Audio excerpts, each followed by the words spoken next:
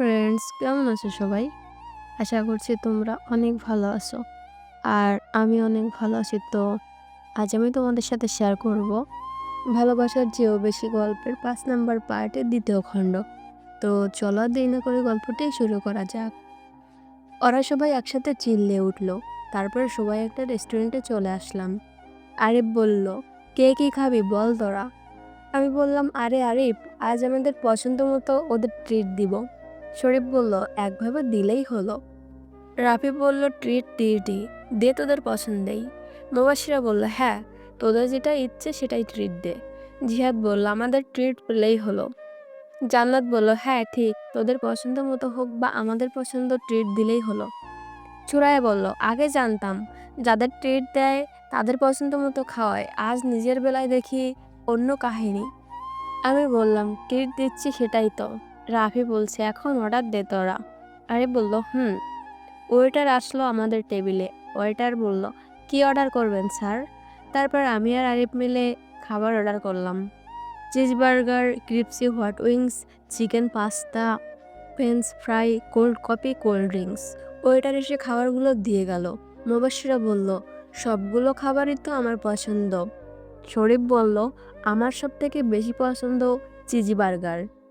জিহাদ বলল, আমার পছন্দ চিকেন পাস্তা। জান্নাত বলল, আমার পছন্দ ফ্রেঞ্চ ফ্রাই। রাফি বলল, আর আমার পছন্দ ক্রিপসি হট উইংস। ওদের কথা শুনে আমি আর আরে ফেঁসে দিলাম। মুবাশশিরা বলল, তোরা হাসছিস কেন? আমি বললাম, আরে তোরা কে কি পছন্দ করিস আমরা তো ভালো করেই জানি, তাই তো মজা করে বললাম আমাদের পছন্দ মতো আজ ট্রিট দিব। আরিফ বলল, মিম আমাকে ইশারা দিয়েছিল, তাই কিছু আর বলিনি। মুবাশশিরা বলল, ও, এই জন্যই তুই কোল্ড কফি অর্ডার দিয়েছিস? তুই জানিস আমি রেস্টুরেন্টে আসলে আর কিছু খাই বা না খাই, কোল্ড কফি খাবই তো। হুম এভাবে গল্প করতে করতে আমাদের খাওয়া শেষ হলো। ওয়েটার এসে আমাদের টেবিলে বিলের কাগজ দিল। আরিফ পুরো বিল দিয়ে দিতে নিচ্ছিল, তাই আমি ওর হাত ধরে ফেললাম। আমি বললাম, আরিফ, তুই কেন পুরো বিল দিচ্ছিস? তোর আর আমার মিলে ট্রিট দেওয়ার কথা। আরিফ বলল, আরে একজন দিলেই হলো, তুই আর আমি দেওয়া একই কথা। আমি বললাম, চুপ, বেশি কথা বলবি না, আমরা দুজন মিলেই দিব বিল। আরিফ বলল, আচ্ছা ঠিক আছে, তোর সাথে কি কথায় পারবো। সবাই হেসে উঠল। তারপর আরিফ আর আমি মিলে বিল দিয়ে রেস্টুরেন্ট থেকে বেরিয়ে আসলাম সবাই। মুবাশশিরা বলল, এখানে তো কারো গাড়ি আনা হয়নি। শরীফ বলল, ঠিক, এখন কি করে যাব? আমি বললাম, তখন তো ড্রাইভার কাকুকে চলে যেতে বলেছিলাম, দেরি হবে বলে। জান্নাত বলল, সেটাই। আরিফ বলল, তাহলে সবাই যেভাবে গল্প করতে করতে হেঁটে এসেছিস সেভাবে এবার গল্প করতে করতে হেঁটে বাসায় যা। আমি বললাম, দূর, সেটা কি হয় নাকি? রাফি বলল, ওই যে রিক্সা আসছে। শরীফ বলল, এই মামা যাবেন? তারপর এই রিকশায় রাফি আর শরীফ উঠে গেল। ওদের বাসা প্রায় একই জায়গায়। তারপরের রিকশায় মুবাশশিরা আর সুরাইয়া উঠে গেল। মুবাশশিরার বাসা একটু ভেতরে আর সুরাইয়ার বাসা মেন রোডে। আরেকটা রিকশা আসলো। আমাদের বাসায় যাবে না, কিন্তু জান্নাতের বাসায় যাবে, তাই ওকে চলে যেতে বললাম। আরেকটা রিকশা আসলো, এটা আরিফ আর জিহাদের বাসায় যাবে, কিন্তু আমার বাসায় যাবে না। প্রথমে এটাই জানতে চেয়েছিল। আমি বললাম, তাহলে তোরা চলে যা। আরিফ বলল, তাহলে তুই কি করে যাবি? জিহাদের ফোনে একটা কল আসলো, তাই ও একটু দূরে গিয়ে কথা বলছে। আমি বললাম, সমস্যা নেই, একটু সামনে হেঁটে গেলে গাড়ি পাওয়া যায়, বৃষ্টির দিন ছাড়া সব সময়। আর এখন তো রোদ, তোরা চলে যা। আরিফ বলল, একটু হেঁটে সামনে গেলেই গাড়ি পাওয়া যাবে না, তাহলে তোকে গাড়িতে উঠিয়ে দিয়ে তারপর আমি বাসায় যাব। আমি বললাম, না লাগবে না, তুই চলে যা। আরিফ বলল, আমি তোর বেস্ট ফ্রেন্ড, যাব বলেছি তো তোর সাথে। জিহাদ আসলো। জিহাদ বলল, আমার বাসা থেকে ফোন দিয়েছিল, তাড়াতাড়ি বাসায় যেতে হবে, কাজ আছে। আরিফ, তুই গেলে আয়। আরিফ বলল, তাহলে তুই যা, আমি মিমকে গাড়িতে উঠিয়ে দিয়ে তারপর যাব। জিহাদ বলল, আচ্ছা। তারপর জিহাদ চলে গেল। আমরা দুজন হাঁটতে লাগলাম।